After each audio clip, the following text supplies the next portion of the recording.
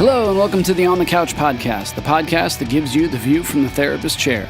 I'm your host, John Dennis, a licensed professional counselor. You're listening to OTC episode 17 with Kasey Compton, owner of Mindsight Behavioral Group and Kasey Consulting.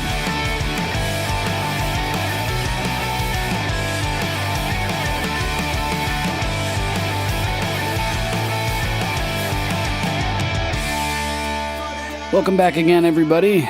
Good to be back with you all. So, as always, the number to call in, 717-897-0577, or you can email questions to info@parentfamilysolutions.com and put podcast question in the subject line. In today's episode, I get to share a conversation that I had with Kasey Compton, who owns Mindsight Behavioral Group and Kasey Consulting. And I was just really looking forward to getting to talk with her because her story is just so awesome. Just going from being a teacher to going back to school to become a counselor and then going to be a business owner. She's just done so much. And you talk about killing it and like a boss, and that is Kasey. She started her own practice, and within 3 years, it was bringing in over $1 million. And now that's well up over $5 million.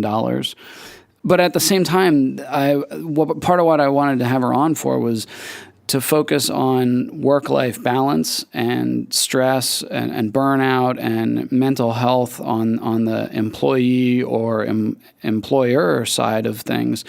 You know, according to Huffington Post, we're going to spend upwards of 13 years of our life at work. A huge chunk of the time that we spend and definitely the energy that we spend is focused around our work. With Kasey, that idea of, work hard, play hard, she exemplifies that so much. And even just going to the Mindsight Behavioral website, if you're on any of their social media stuff, you can see that they really care about what they do and the work that they do in their community. And they have fun with it at the same time. And that's something that I think is so important for us to hear as either employees or employers of, if you're going to spend the 13 years doing this stuff, it may as well be enjoyable. It better mean something to you. And that's part of why I wanted to share this conversation with y'all.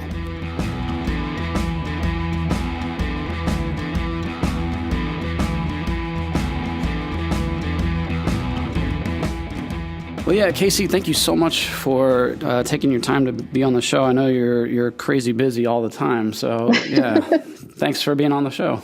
It feels that way. I'm honored, actually. I'm really excited. Your show is a little different than some of the other ones I've done, and so that was exciting and sounded like a lot of fun. So I'm excited to be here. Yeah, definitely. So yeah, usually I start off with give your background, the mental health side of things, business owner, wherever you want to go. Okay. Actually, I started out as a teacher. So I taught elementary and middle school for about 5 years. Yeah, it was education. So it was a great experience straight out of college. I loved lots of things about it, didn't necessarily love other things about it. Uh-huh. And had an experience with a couple of kids one year when I was teaching second grade, and I just thought, this isn't what I need to be doing. I need to be able to reach these kids in other ways other than just through education and learning math, So yeah. So I decided to go back and get my master's in mental health counseling, and that's what I did. And so I graduated in 2009. So I've been at it for about 10 years. Worked in a couple different types of jobs. I've never done community mental health, but I've worked in things that were very similar to that.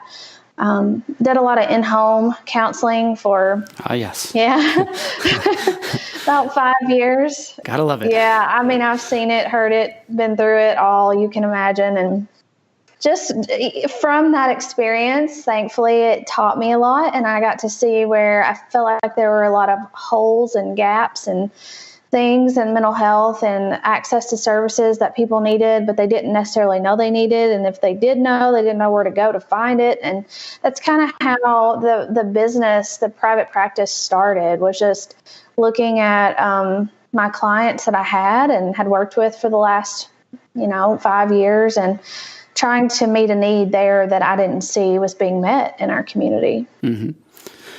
And then on the business side of things, I mean, yeah, you get brought onto a lot of shows like Joe Sanox and Gordon Brewers and Mike Michalowicz and things like that for just the, crazy growth that you experienced. I know, a lot of people are like, overnight success, and you're like, wait a minute, like this, no, not quite. But yeah, can you kind of unpack that a little bit? Just that story with starting Mindsight? Yeah. So like I said, I was working for a pretty large agency at the time and had a lot of good experience. And after I graduated from college, I knew I wanted to own my own business. I mean, immediately. So I started a private practice, and I had one client, and I was like, I cannot do this. I'm not ready for this. I felt like I had the business skills, but did not have the clinical skills to back it up. And wow. Yeah. Okay. So I was like, nope, shutting the doors. So shut the door on that, went back to doing agency clinical type work, learned as much as I possibly could. So once I was ready, once I felt like I knew what I was doing, I tried it again. And so what happened was I was seeing, how it is when you do in-home stuff. It's you can walk into one house and you're dealing with ADHD, complex trauma, anything you can imagine. And then you can walk into another house and be dealing with something completely different, with a different different population, different age. Mm-hmm. You're just, you might as well just pack your car to meet the need of every type of individual you could ever stumble upon. Well, you almost think of that, like, when the teachers don't have a classroom, they have that like cart where they take everything with them. Yep. Yeah, it's the roving counselor. Yep. So my trunk became like a toolkit of anything and everything I could possibly need. And I just felt like that was so unproductive and not good clinical practice. And it wasn't that I wasn't able to work with each one of these people, but it was just like mentally exhausting, because going from, personality disorders over to complex trauma in an hour is hard. And I was just exhausted. So I thought, I'm just going to start a practice where all of the clinicians in the practice are specialized in one thing.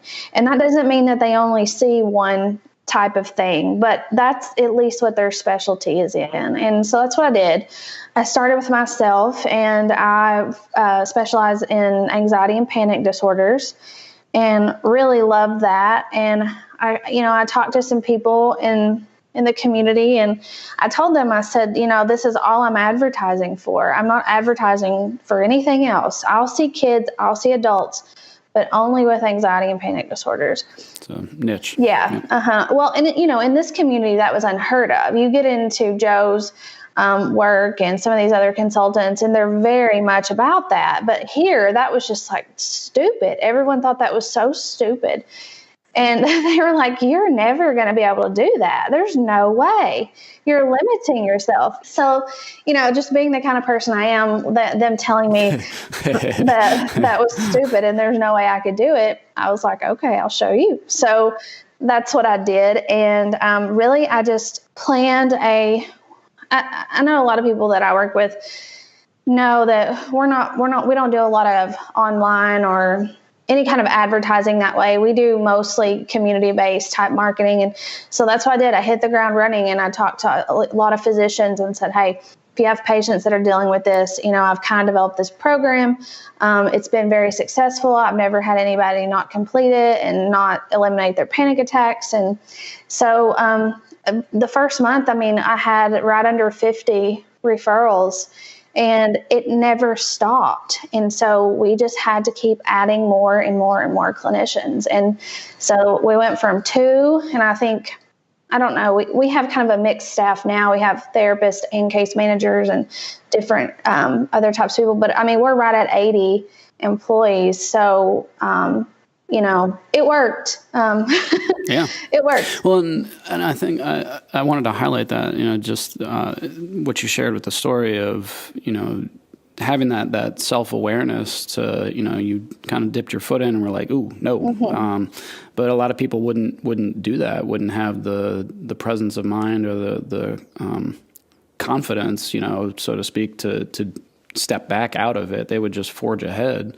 And, it's interesting. You said you kind of had the opposite. I think a lot of clinicians, especially, usually feel good on the clinical side, but the business side, they're like, I have no clue. So, yeah. Well, in school, they don't teach you any of the actual work. And so I was always the one in the back of the room raising my hand saying, wait a minute, can you show me what that looks like? I need to see that. And that, it was just one of those things that they didn't teach you. And so, I knew the theories and I knew the interventions, but I didn't know what it looked like. And one of the things, we can be great business people, but if we don't have the skills to back up what we're advertising, it's never going to last. Oh yeah, and you can do so much damage. Exactly. Yeah. You were saying just the stress and driving all over the place and seeing all the really heavy stuff a lot of times in those in-home agencies and things like that. Can you kind of speak to what are you seeing in the landscape with outpatient and agencies in terms of just the job stress and hiring and all that? Yeah, that's a big question. Yeah. So one of the things that I knew right away is that when I started my own, we still had to be able to provide it because, we're in a very rural community. Lots of individuals don't have transportation. They just don't have the support to get into the office like they need to get into the office. And so as much as, it wasn't necessarily my favorite thing to do, I think it made me a better clinician. And so I'm thankful for it, and I'm glad I did it. So, now we offer in-home services. We don't force our clinicians to do it, but most of them are very open, and they're very understanding of my clients' needs comes first, and most of them are very flexible in that they will go into the home. It does cause a lot more job-related stress. I think burnout is higher. A lot of agencies, they don't pay for travel, and that can be expensive. And especially with these new tax laws that employees can't deduct any mileage. That was kind of a big deal. So I definitely see that burnout is higher. So I feel like on the business side, and just so that ultimately we can take better care of our clients, that we're trying to be aware of that and trying to do things to help our clinicians to become more self-aware and to do more self-care type things. And for the most part, it seems like we have a pretty good balance going on. But I know a lot of agencies, people will have 150 clients on their caseload, and I'm like, how in the world? You don't even know their names. So I think just managing that and support, that's a big deal. Is, if you're a client, you want a clinician that has support because, they feel like they have the weight of the world on their shoulders anyway. They're on the front lines. Yeah. Yeah. Well, and kind of expanding it out from mental health work, just I was looking up stats last night in terms of just the amount of, small business owners and employees and things like that. Most businesses are, in that small category of like less than 100, employees. And in terms of the book that you put out, $1 Million Practice, which I'll link to that in the show notes. You talked about the 5 Ps, and with people as the business owner, do you see it as okay, if I take care of my people, they'll take care of the clients, kind of? Yeah. And sometimes I think that the larger you go, that perspective becomes a little skewed. And when I say larger, I mean like larger corporations or agencies. And that's not true across the board, but it does people do start to become more like numbers rather than individuals, and I can see why a business owner of a company with 500 people, why it would appear that way, because it's really hard to manage 50, more or less 500. Definitely. Yeah. So, especially in the last year, we've put a lot of focus on keeping our clinicians and our team leaders feeling good and happy and in the loop and feeling cared for and supported, because ultimately, they take better care of their clients that way. And it's just like, if you go to a doctor and he comes in and you can just tell he's miserable, doesn't want to be there, has 8,000 people coming right after you. It compromises your quality of care. And that's just not okay with us. Well, and to hit you with your own question of, what does that look like? Can you kind of give an example of, how do you keep your team managers happy or check in on them? And what would you recommend? Yeah, so our system is definitely not perfect. There's always people that are unhappy, and that's just life. And I'm kind of the one that I don't like it. So if somebody's unhappy, I want to fix it. Like, let's figure this out. Okay. Yeah. I was thinking, I listen a lot to Dave Ramsey and talk about him all the time. So I like that, his Entree Leadership, where he talks about, it's my job to free you to go find whatever it is your calling is. Yeah, no, I definitely believe that too. I'm like, I will definitely happily write you a letter of recommendation if you want to be somewhere else. But one of the things I think is just allowing them to feel heard. And so we'll have team leader meetings. We do it through Zoom once a month. We don't really want to take up a lot of their time, but we do want them to, if they have questions, if they have concerns, they bring them to those meetings, and we work them out. And usually, just like any kind of counseling, couples or relationship or anything like that, conflict, it's just a matter of usually miscommunication or misunderstanding. They're interpreting our expectation one way when really we mean it a different way.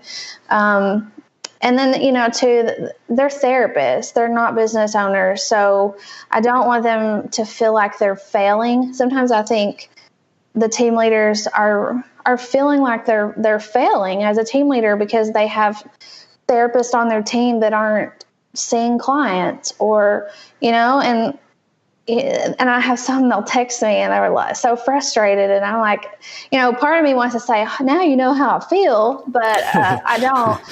But I think just trying to maintain that balance of, you all are therapists and you are doing a good job, and we understand your frustration, and we'll do everything within our power as long as it doesn't detriment the company or the client to fix this problem.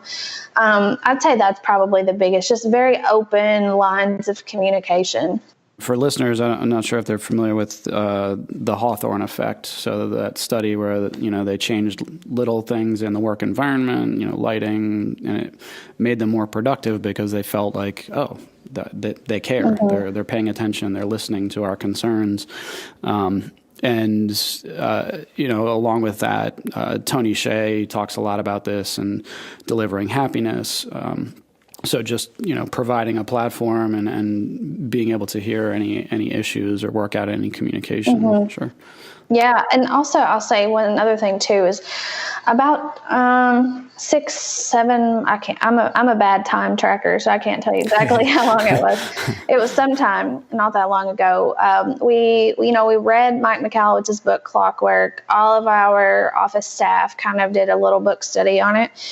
And we decided that we were going to really take a good hard look at our systems in our office. And so we did, and we met for about a month or two every week, and really took it back all the way back down to our brand promise. And so we realized that, we had a mission, and we had values, and we had things that we wanted our clients to feel, but we didn't really have it spelled out in clear language. And so we went back over, and after lots of deliberation and, not arguments, but conversation about this, we totally rebranded our whole company.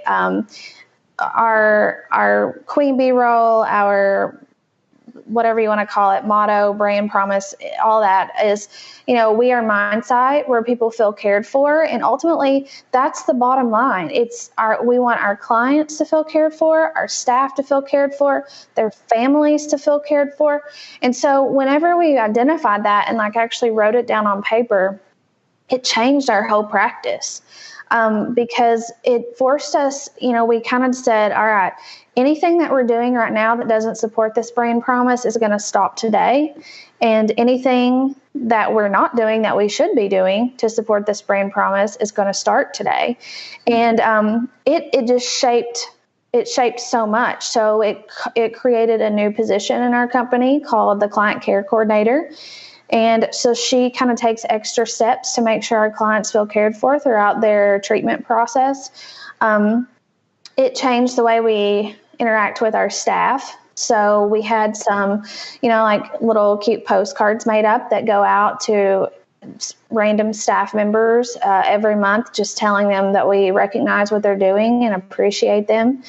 And it's just those little things, I think, sometimes that make all the difference in the world. And now our staff is really catching on, and we hear them using that language. And so what you just said about Hawthorne, I thought that's exactly what our intention was, is let's try to do all of these little things that hopefully will help everyone feel like they're cared for, no matter who they are, whether it's, every summer we'll have a family picnic where all the staff invite all of their family, and we just, bring all kinds of food. And so we want it to go just beyond the client and go to our employees and their spouses and their children. And, it's important for everyone to feel that way. Man, and that's such an important, I'm glad you touched on that. Just that idea of, making sure that it's not just, the clients that we're trying to take care of, it's the employees also. And I think there's just so many businesses out there where, it's just lip service. Like they talk about it, but then, a lot of times, especially in mental health agencies, as I'm sure you're aware, where it's, well, you need to have good work-life balance, you need to do good self-care, but then that they're actually don't want you to do that, or aren't making it possible to do that right. With 150 clients on your caseload or things like that. Okay. Yeah. So are there, speaking to more the employees, how, dealing with work stress and balance, and what do you try to, if you have an employee who is struggling with that, how do you try to help them with it? That's a pretty common one. This job is just hard. Outpatient counseling is hard, and sometimes I think I don't expect them to understand, but I know our clients don't always understand things like, if they don't come to their session and they don't tell anyone, their therapist is sitting there probably not getting paid, So I think things like no-shows, cancellations really affect the morale of the therapist many times. And so, trying to put things in place to help the therapist communicate that with the clients, and just saying, hey, look, here's our policy. If you're sick, and I completely understand, but this is what I need from you.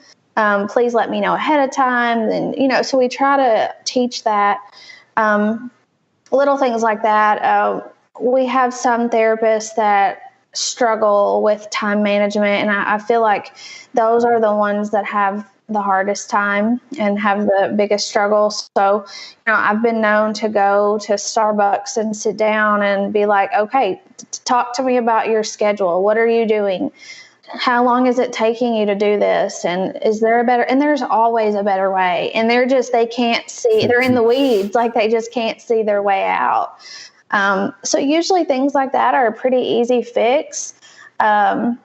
Sometimes I'm just like, that just seems like common sense, but I know if I was in their position, it wouldn't be common sense because, they're dealing with their family and their clients and their coworkers. So I try to identify that pretty quickly, and a good indicator is just their hours. If their hours are very low, we have a human resources lady that usually will reach out and say, "Hey, is everything okay? Like, do you need anything? What's going on?" We don't put strict requirements on our employees and on our staff hours wise. So I think that helps too in a lot of ways because they don't feel that pressure to perform. And, encourage it. Like, I have one and I tell her all the time, I'm like, you need to go on vacation. Stop working. And she's Go home. Yeah, I tell her, I'm like, you need to go home, get off of your computer, stop doing your notes. But some people just have that in them that they just want to feel that pressure to go, and we all have different motivations. Some people might be motivated by money at certain points in their life, and they want to, bust their tail and go out there and see a bunch of people. And then some people might be motivated by family or, whatever. So I think just, again, communication and having I was reading in a blog, I don't know if Maureen wrote it, but she shared it on Facebook, and it was talking about the 3 things that prevent productivity or something to that effect in a company. And one of them was just overly strict and rigid policies. Okay, yeah. And I agree with that. And I think that was one of the things that I had to learn the hard way, because we started very strict. And then now, we have non-negotiables, but other than that, as long as you're not doing anything illegal or unethical, yeah, I'm like, whatever. Okay, that's fine. So I think that's a big one too, is just where people feel like they can be themselves and come to work and people are going to, have their back and take care of them. And it all just kind of works itself out when you have those things in place. Well, I wanted to check in on that because I think it was with Joe Sanok's interview where you talked about, at the beginning kind of doing it that way and then having to like really step back and look at it like, oh, we've kind of created this really high strung environment. Mm-hmm. And how did you become aware of that? How did you step back and change tracks? I think so many people struggle with that. Yeah. Well, so think about it. You're a licensed clinician. You have a practice. People are probably billing insurance under your credentials. And if they screw something up, you could go down for it. It's on you. Yeah. So for me in that position, I'd worked really hard for my licensure, and I just didn't want to risk somebody doing something ridiculous and me getting in trouble for it. So I think that's kind of where it came from. At the time I had a business partner that was absolutely more high strung than I was. Yeah. So that also was a factor in how all that happened. But I realized it just through turnover, really. Just people leaving. I knew that it wasn't because of the clinical work, because I knew that we provided a much higher level of care than a lot of the other places could provide. So I knew it wasn't that. And, I don't know. You just kind of know. And then you start to get people in your staff that feel comfortable enough to tell you things. And so having some of those hard conversations, and then I think also looking at who the leaders in your company are. So I had to take a look around and see, okay, who do I have in charge and what kind of attitude are they projecting out to our staff? What kind of expectations? And I looked around and I thought, holy crap, like I wouldn't want to work here, not with all these type A people. And so when all those people left, just really being aware of the different personality styles and types that I needed. And that's just hiring the right people. And then, so we got the right people in there and we have a good balance. I mean, we still have expectations and people still have to do their job, but the rest of it, you can do it however you want, you know? Yeah. As long as you get it done. Yeah, exactly. And I think that really was a game changer. And not that we don't still have people that leave, because we do, but gosh, I don't even know what the percentage would be better that it is now than it was. A lot. Well, and again, in our field, yeah, especially with the managed care, in home, those kinds of jobs, yeah, unfortunately, the turnover rate, the burnout rate is pretty high. Mm-hmm. You're listening to OTC episode 17 with Kasey Compton. We'll be right back after a quick word from our sponsor.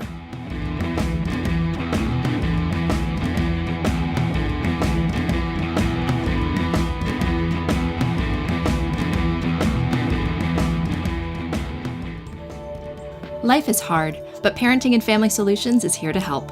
Our board-certified counselors are easy to talk to and offer a safe, encouraging environment to help you with your unique needs. We specialize in helping clients of all ages deal with depression, anxiety, marriage issues, screen addiction, and ADHD, just to name a few. We now have daytime and evening appointments available in Harrisburg and Lancaster and accept most major insurance plans. Visit our website to learn more at www.parentfamilysolutions.com or give us a call at 717-602-5560. Let us help you build a stronger family and a healthier you.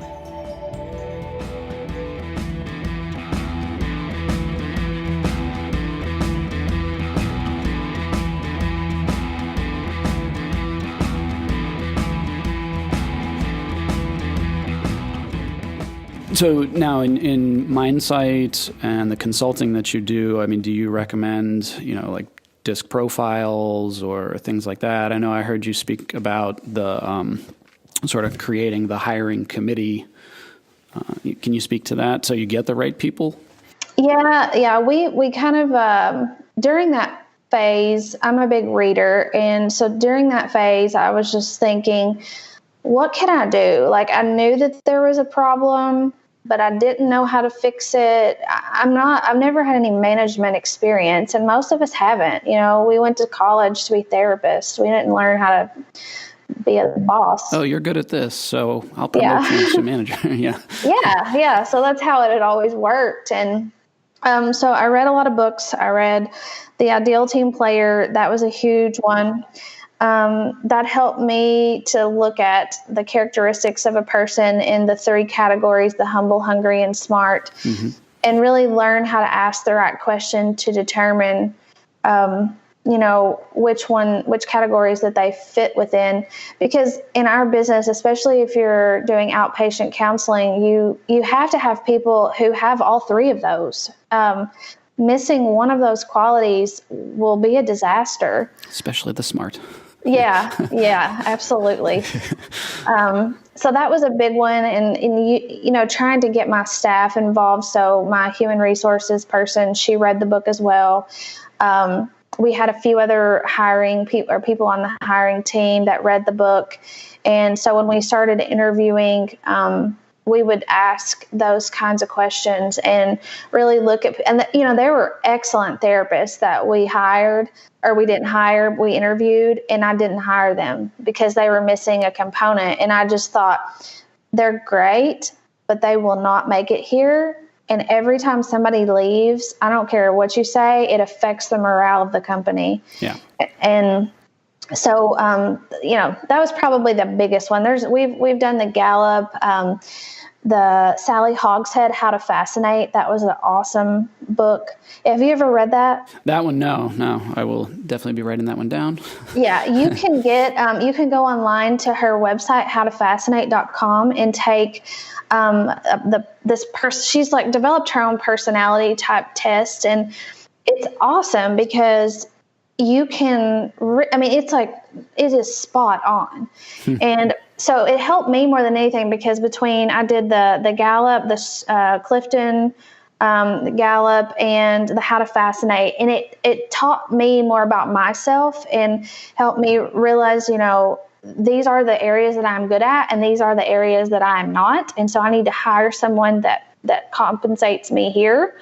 And that, all of that together, it seemed like it was just a really good combination of an intervention, if you want to call it, for us. Well, and I want to camp out there for a second because, not that, we're licensed therapists, we're so amazing and are so self-aware, but, in a lot of other companies, they don't have the boundaries and the willingness to not just, hire off of the fogged mirror test. Like, oh, you got the degrees, you're breathing, get in here, so yeah.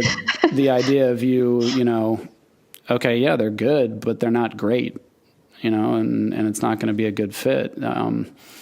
I think so many companies don't do that, and to their detriment. Yeah. Well, and it's a learning curve too. When we were starting, we had a person that was interviewing and doing all of the hiring, and that's how it was. Like, you have a license, you have not been to prison, you've got the job.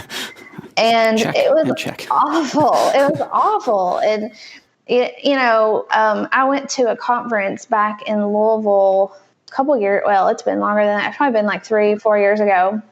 And it was by Brett DeNovi.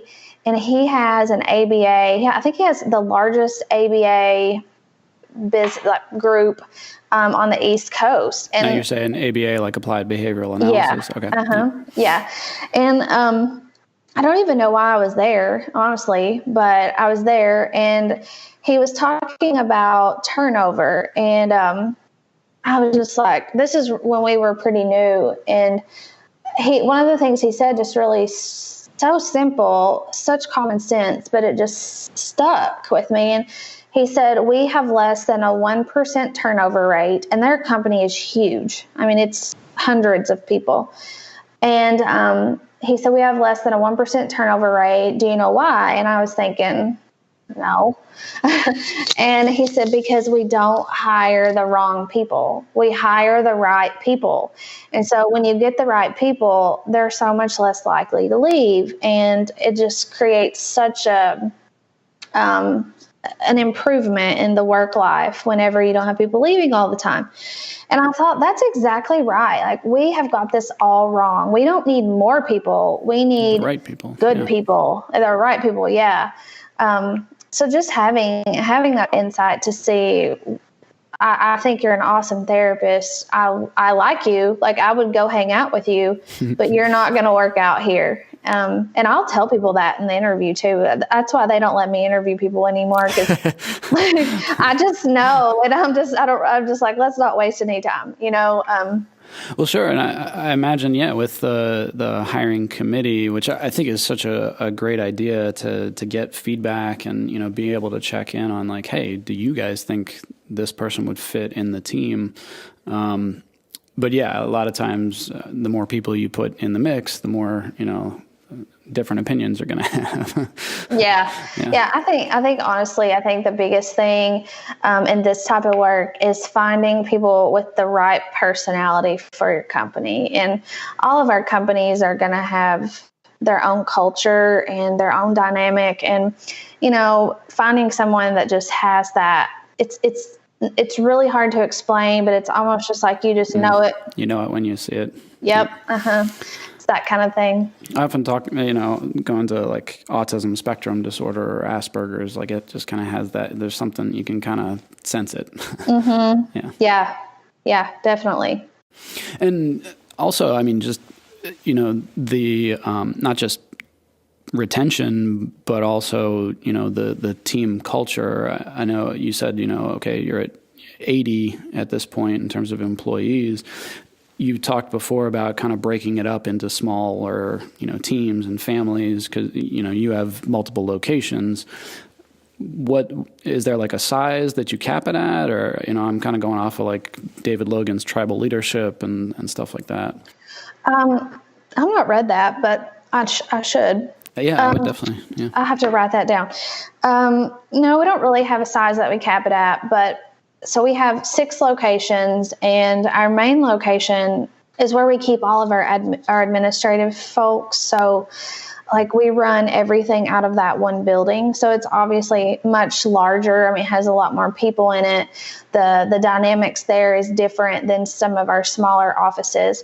And, it's interesting because I think about this a lot, and that's something that I'm always trying to figure out is how can I take that culture and move it over to our satellite offices, because they are smaller. I know that they have to feel sometimes out of the loop, even though we do everything we can to keep everybody involved and engaged. But we have a really good culture in our main office, and I think it's harder. So, I mean, you would think it would be easier when the group is smaller, but for us, it just really hasn't been. I don't know if you see our Facebook page or Instagram or whatever. I mean, you would think that we don't work in some respects. But the staff is great. Like they celebrate each other's birthdays. Like they decorate the office, bring in balloons. I mean, have parties. It's a really great atmosphere to be in. And I want that for all of our other locations too. And it's just hard because how do you do that? Like how do you get it over there in all of those other places? And that's probably an area that I'm still trying to figure out.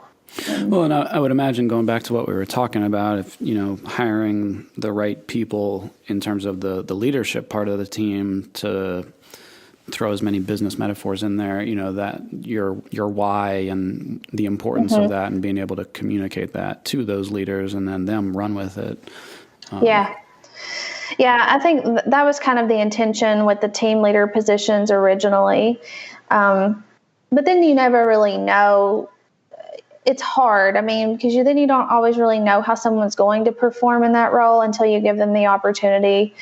So there's been some trial and error there. One of the things we're getting ready to launch, actually we just launched it yesterday, is a Mindsight Ambassadors program, because we were like, this is a no-brainer. Every single office location we have is right in the middle of a college campus.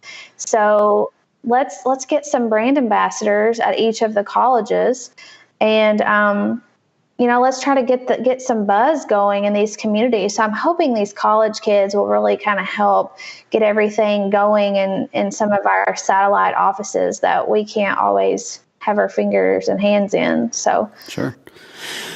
And we'll touch one more question on the employer side of things, and then talk for a minute on the employee side of things. So with this, as you've scaled up, I mean, I imagine it's been important to hire somebody that, is that a director of details? Is that, somebody that's coming up with a lot of these creative ideas and putting it into play? Yeah. Yeah, that's a good question. So I'm a big believer, and I identify with Mike Michalowicz's theories and statements about, how us as the business owners, we need to be the designers of the company and not the doers. I saw that on the website bio. Yeah, the title. Yeah. Because I'm like, I don't really do it. I just come up with it, and then hopefully have other really great people that can implement it.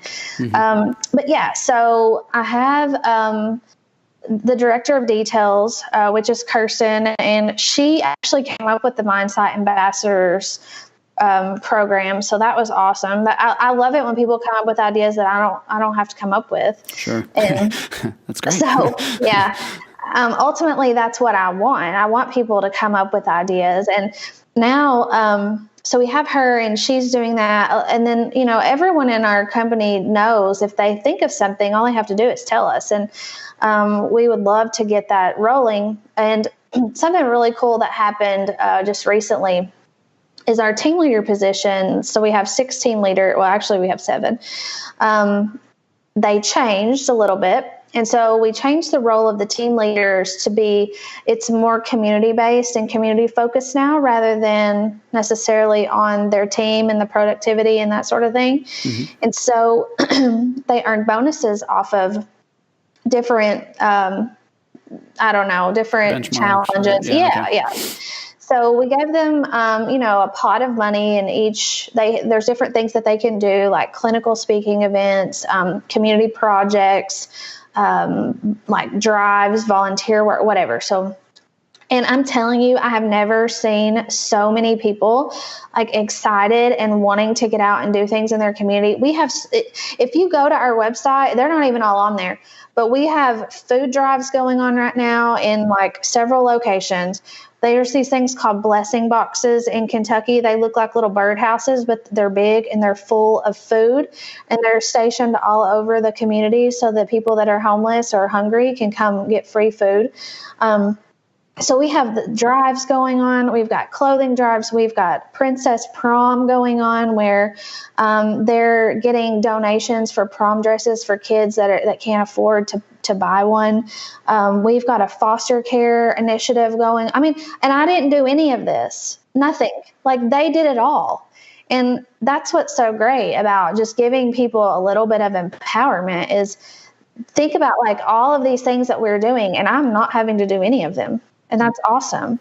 Well, and I think it speaks to, they say if you give your best people all, problems, it's going to burn them out. It's just going to wear them down. And if you give them areas to be empowered, work in their passion and be successful, that's going to motivate them a lot more. And you just see sort of the compound interest of that. Okay. Mm-hmm. So, switching for a minute or two to the employee side of things, do you have any advice in terms of how do you tell whether a company, a business, a job is legit? You sort of think of like almost like battered wife, like you don't know you're dating a sociopath until it's too late, kind of thing. You know what I mean? Like a lot of people in the interview can play dress up. Like, yeah. Oh, gosh. So I guess, are you asking more of how do I know that the employee is not going to be crazy, or how does the employee know that we are not? Okay. Employee. Yeah, that's a really good question. Okay. That's actually something that I would like to write about probably one day. Thank you.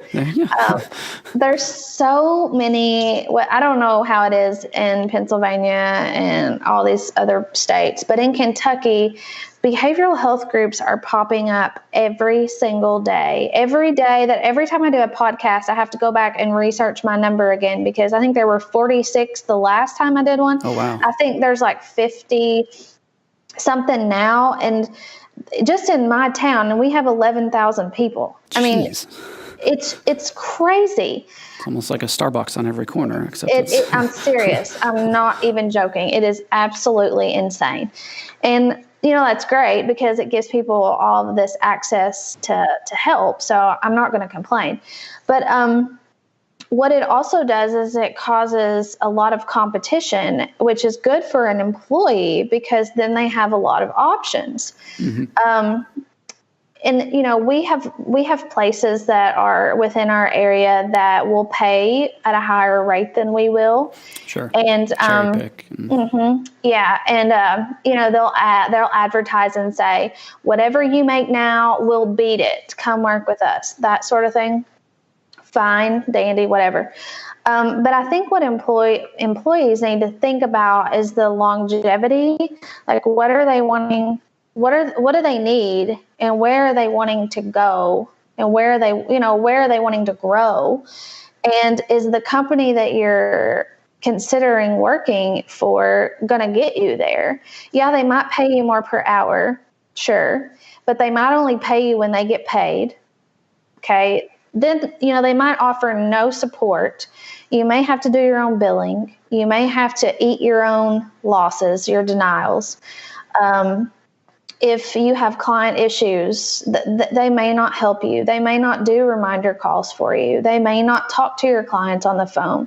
They may not fax your paperwork to the psychiatrist to follow up on your client. They may not offer you any continuing education stipends, or they may not care. They may not care about what you do outside of work. They may not care that you're working towards a different licensure or a certificate. And for us, we pay very well, but it's not always the highest. And I'm okay with that because I know how hard we're working to get people trained in doing things right. And so I think that would be one thing I would look at if I were an employee. Like, yeah, it might be more per hour, but what else am I getting from this experience?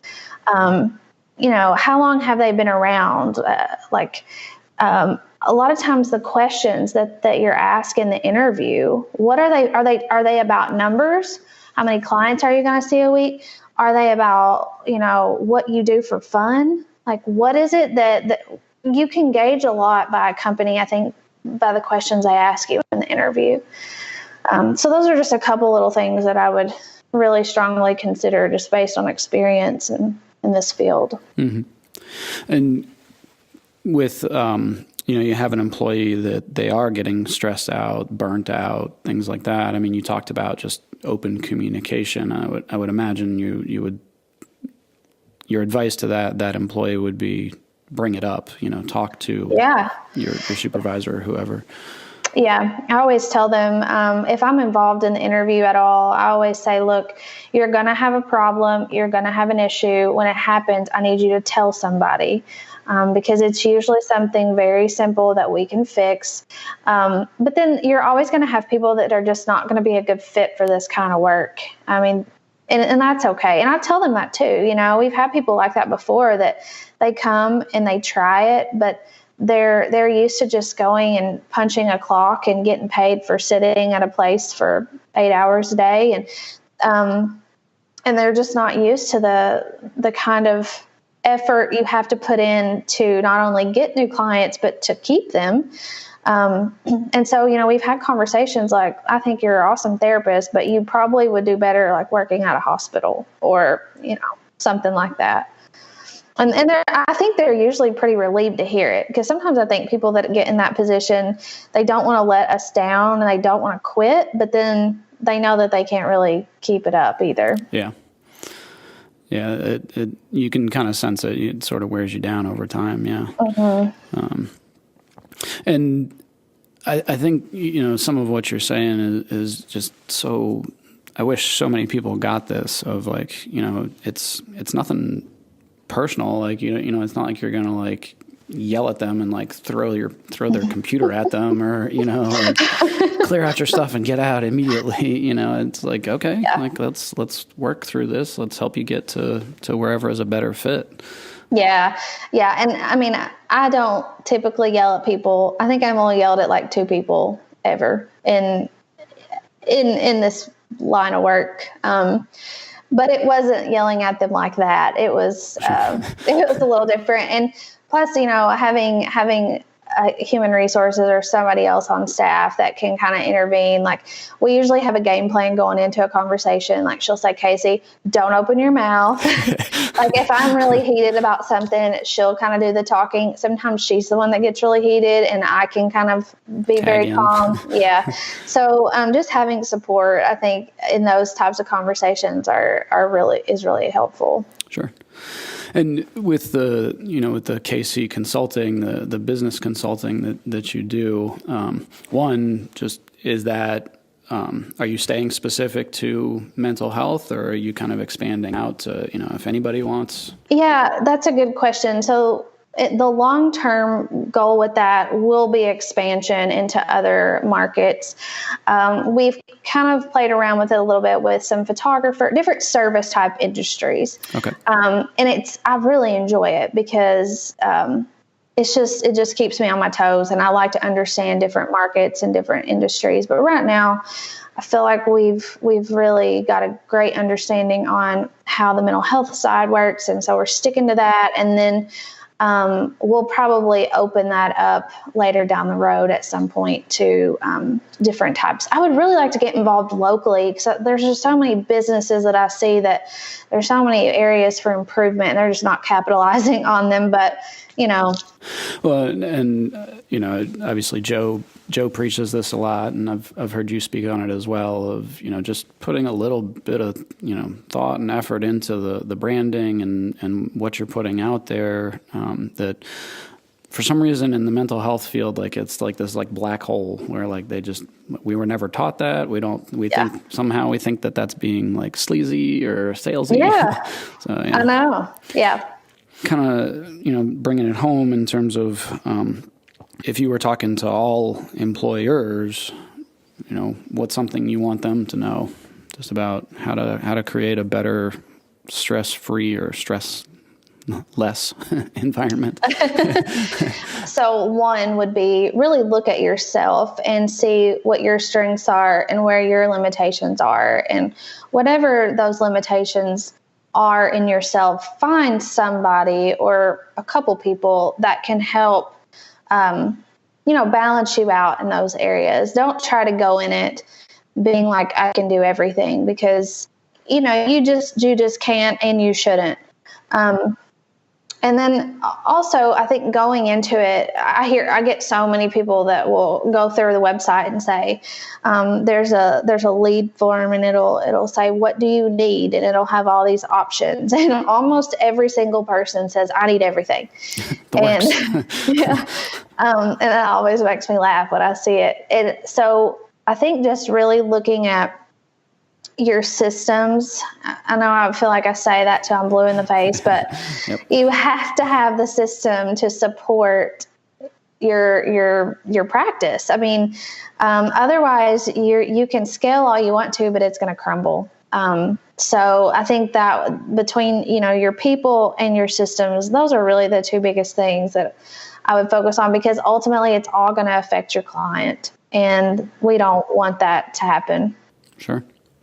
And on the employee side of things, what advice would you give them? I would say the same, really. I mean, in a lot of ways, like I tell my therapist all the time, I'm like, let's focus on what you're good at. What are you good at? Let's do that. How about let's let go of all this and let's just do this, because you're really good at this.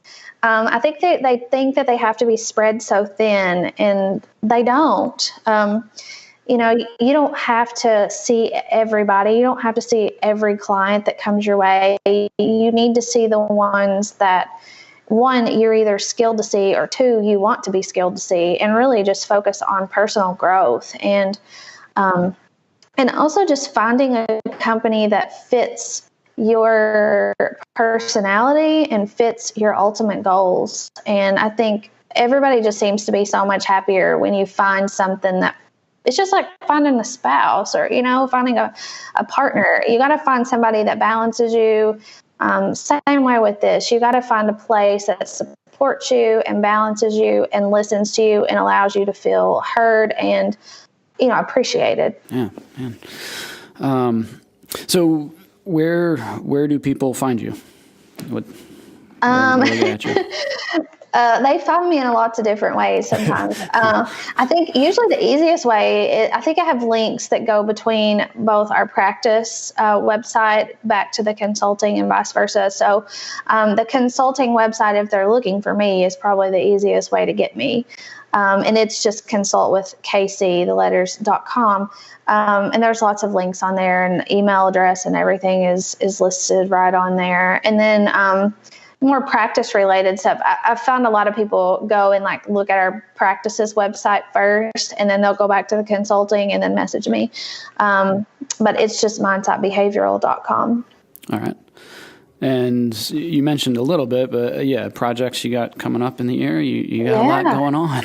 I do. Okay. So I can't tell you what it is. But we have a really big, exciting, I don't think I've ever been so excited about something ever. Oh, you're giving me a cliffhanger. Awesome. Okay. Yeah, I know. So we got a really good thing coming up, and the goal is to have it finished by July and launch it in the fall. So it's really going to be for practice owners that are looking for support and guidance and things in that nature, but it's going to be pretty cool. And I don't know of any other person that's doing it. So I don't want to tell you yet because I don't want somebody to steal it then. Okay. And it's not the baby. It's not. No. That one will be in July, but no, this is a totally different one. Okay. It's kind of like a baby, I guess. There you go. Yeah. It's a labor of love. Yeah. But I'll definitely let you know once we get a little closer. I'll start putting some stuff out there. Okay. All right. Well, yeah, thank you so much for taking time to be on the show. I really appreciate this, and I hope it's helpful for just employees, business owners alike. And I'm glad you asked me. I appreciate it. I can't wait to put it up on my website. Well, yeah, take care, and good luck with everything in the year, all your projects and everything. Thank you, and I'll keep you posted. Okay. See you.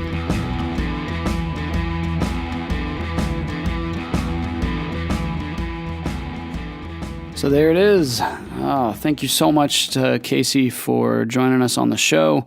And I had touched on it in the interview, but she is the author of $1 Million Practice. If you go on to Amazon, you should be able to find it pretty easily there. I would highly recommend you guys checking that out. For ways that you can apply these concepts to whatever work you do.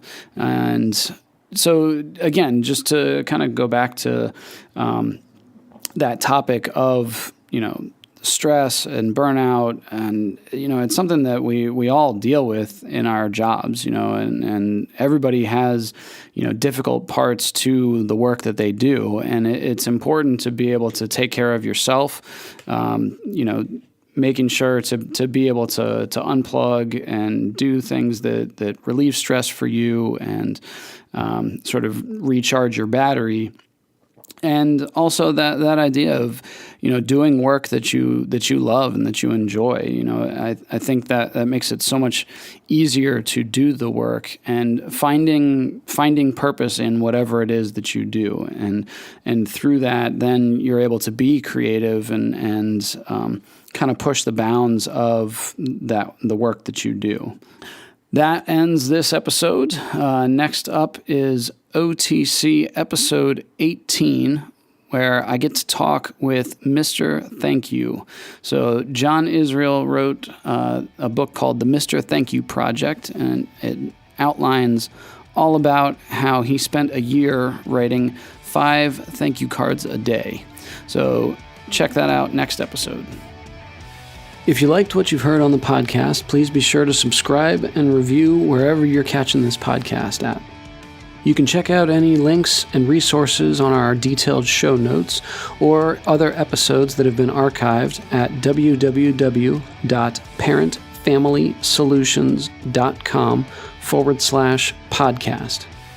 If you want to catch up on what Parenting and Family Solutions is doing, be sure to follow us on any of your favorite social media apps. This is your host, John Dennis, saying good night. The author and host of this podcast is not engaged in a therapeutic relationship with the listener and cannot give counseling advice without a confidential appointment. Listeners should be sure to consult with a licensed therapist in their area or seek emergency medical attention if they are experiencing psychological difficulty. A special thanks to the Topsy Turvies for the show theme song. Their song, Like a Living Dead, can be found at topsyturvies.bandcamp.com. The bump interview track was the song 1973 by Bruno E. The author and host of this podcast is John Dennis. Special thanks to producer and editor Trevor Groff.